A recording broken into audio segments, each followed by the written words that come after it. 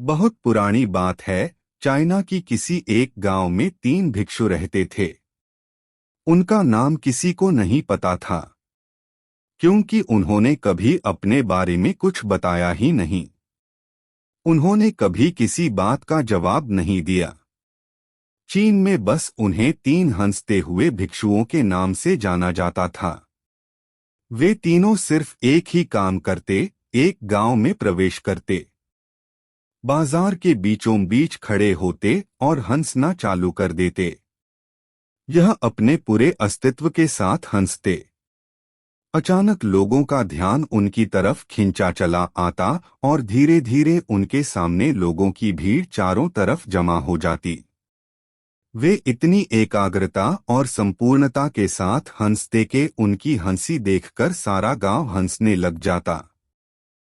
जब वह पूरा गांव हंसी के समुंदर में डूब जाता तो वे दूसरे गांव चले जाते। वे न तो कुछ बोलते थे, न ही कुछ उपदेश देते और न ही कोई शिक्षा। वे जहां भी जाते अपनी हंसी से ऐसा माहौल बना देते कि लोग अपने सारे दुख दर्द भूलकर बस हंसने लग जाते। धीरे धीरे चाइना के लोग उन्हें बहुत प्यार करने लगे और वह पूरे चाइना में फेमस होते गए, 3 लाफिंग मोंक के नाम से। चीन के लोग उन्हें बहुत प्यार करते, उनका सम्मान करते। इससे पहले और उनके बाद भी कभी किसी ने इस तरह से प्रचार नहीं किया कि जीवन केवल एक हंसी होना चाहिए और कुछ नहीं। वे विशेष रूप से किसी पर नहीं हंसते थे। वे बस हंसते थे जैसे कि उन्होंने ब्रह्मांडी मजाक को समझ लिया हो, जैसे कि उन्होंने ईश्वर की मजाक को समझ लिया हो और उन्होंने एक शब्द का उपयोग किए बिना पूरे चीन में इतना आनंद फैलाया जितना आज से पहले किसी ने न फैलाया हो। लोग उनका नाम पूछते लेकिन वे बस हंसते। इस तरह से उनका नाम बन गया 3 लाफिंग मोंक, यानी 3 हंसते हुए भिक्षु। पूरे चीन में घूम घूम कर लोगों को हंसाते हुए समय के साथ वे तीनों बूढ़े हो गए। एक रात जब वे एक गांव में ठहरे हुए थे, उन तीनों में से एक भिक्षु की मौत हो गई। पूरा गांव स्तब्ध रह गया। पूरा गांव बहुत ज्यादा उम्मीद कर रहा था, क्योंकि उन्हें लगता था कि जब उनमें से एक की मृत्यु हो गई होगी तो बाकी 2 भिक्षु बहुत रोएंगे। यह देखने लायक होगा, क्योंकि किसी लोगों को रोते हुए नहीं देखा था।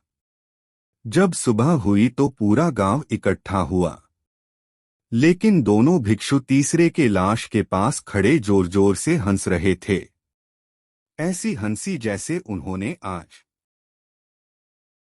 से पहले कभी न हंसी हो।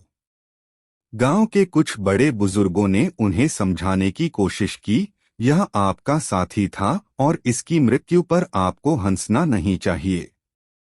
तब उस दिन पहली बार उन भिक्षुओं ने लोगों से बात की और कहा, हम हंस रहे हैं क्योंकि यह आदमी जीत गया है। हम हमेशा सोचते थे कि कौन मरेगा, लेकिन इस आदमी ने पहले मरकर हमें हरा दिया। हम अपनी हार और इसकी जीत पर हंस रहे हैं। इसके अलावा ये कई वर्षों तक हमारे साथ रहा। हम एक साथ हंसे, हमने एक दूसरे की मौजूदगी, उपस्थिति का आनंद लिया। उसे अंतिम विदाई देने का इससे बेहतर तरीका और क्या हो सकता है। हम केवल हंस सकते हैं। लेकिन पूरा गांव उदास था। जब मृत भिक्षु के शरीर के अंतिम संस्कार के लिए चिता पर लिटाया गया तो सारे गांव वालों को एहसास हुआ कि शेष वे भिक्षु केवल मजाक नहीं कर रहे थे, वे तीसरा जो मृत था वह भी हंस रहा था। चीन में यह प्रथा थी कि जब एक इंसान की मृत्यु हो जाती थी तो उसके पुराने कपड़े उतारकर उसे नहला धुलाकर नए कपड़े पहना दिए जाते थे। लेकिन मरने से पहले उस भिक्षु ने अपने साथियों से अपने कपड़े न बदलने के लिए कहा था। तीसरे भिक्षु ने कहा था, मुझे स्नान मत करवाना क्योंकि मैं कभी अशुद्ध हुआ ही नहीं। मेरे जीवन में इतनी हंसी आई कि कोई अशुद्धता जमा ही नहीं हो सकती थी। मैंने कोई धूल जमा नहीं की है। हंसी हमेशा युवा और ताजा होती है, इसलिए मुझे नहलाकर मेरे कपड़े मत बदलना। जब उस तीसरे भिक्षु के शरीर पर आग लगाई गई, गांव वालों को पता चला कि उस भिक्षु ने मरने से पहले अपने कपड़ों में कुछ पुराने चीनी पटाखों को छुपा रखा था, जो आग लगने के बाद आसमान में फटकर रंग-बिरंगे कलर में फैल गए। और यह देखकर एक बार पूरा गांव जोर जोर से हंसने लगा। तो इस तरह से वह तीसरा भिक्षु मरने से पहले भी गांव वालों का हंसा गया। और यह देखकर शेष दोनों भिक्षुओं ने कहा, चालाक आदमी, तुम मर चुके हो, लेकिन तुमने हमें एक बार फिर हरा दिया। तुम्हारे द्वारा गांव वालों में पैदा की गई ये हंसी आखिरी हंसी थी। दोस्तों, यह थी हमारी आज की कहानी। आपका क्या कहना है इस कहानी के बारे में?